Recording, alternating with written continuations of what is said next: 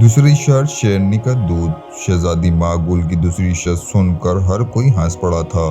शेरनी का दूध कौन जिंदा वापस आ सकता है, मगर नादिर दिलेर था। वह जंगल की गहराइयों में गया जहाँ शेरनी अपने बच्चों को साथ रहती थी। इत्तेफाक से कुछ शिकारी उसके बच्चों को पकड़ने आए। नादिर ने तन्हा उनसे लड़कर बच्चों को आजाद कराया। शेरनी ने गुर्राते हुए उसे देखा, मगर फिर झुककर इसकी कदमों को चाट लिया, यूं जैसे कह रही हो मैं तेरा एहसान मानती हूँ। नादिर ने नरमी से कहा, मुझे तुम्हारे दूध की जरूरत है इस जंगल की रानी, ताकि एक वादा पूरा कर सकूं। शेरनी ने खुद अपनी रजा से प्याला भरा और नादिर के सामने रख दिया। यूं दूसरी शर्त भी पूरी हुई। तीसरी शर्त 6 कुओं वाला हीरा।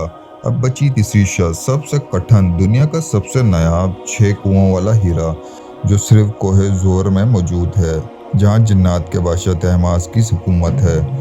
ये वो मकाम था जहाँ इंसान का कदम रखना ममनू समझा जाता था। लेकिन नादिर ने डिबिया खोली, जिन कमाल को बुलाया। जिन ने कहा, मैं तुम्हें वहां तक ले जा सकता हूँ, मगर वापसी तुम्हारी बहादुरी पर होगी। वो दोनों जादुई बादलों पर उड़ते हुए कोहे जोर पर पहुंचे। वहां सोना चमकता था, मगर मौत छुपी थी। नादिर ने उस बादशाह तहमास के दरबार में खुद को एक ताजिर के रूप में पेश किया, तोहफे में तलाई तलवार दी, और जब मौका मिला वह नायाब हीरा चुरा कर भाग निकला। जिन्नात पीछे दौड़े, आसमान पर बिजलियां चमकने लगी, जमीन दहल गई, मगर जुबैर दुयो की तलस्मी आवाज गूंजी, दौड़ नादिर दौड़, तेरा मुकद्दर तुझे बुला रहा है। एक लम्हे में महल के फसील के पहाड़ जा पहुंचा। यूं तीसरी शर्त भी पूरी हुई। शहजादी मागुल ने जब नादिर को तीनों चीजों के साथ देखा, हजारों रंगों का मोर, शेरनी का दूध और 6 कुओं वाला हीरा, तो उसके दिल में पहली बार कोई लर्जिश सी हुई। इसने आहिस्ता से कहा, मैंने शर्तें रखी थी तुम्हारी बहादुरी आजमाने के लिए, मगर तुमने ना सिर्फ शर्तें पूरी की बल्कि दिल भी जीत लिया। नादिर, शहंशाह सुभानपुर ने दरबार में ऐलान किया, ये वो शहजादा है जिसने मेरी बेटी की तमाम इम्तिहान पास किए। शादी का दिन आया। नूराबाद सुभानपुर के दरबारों को चिरागों से सजाया गया।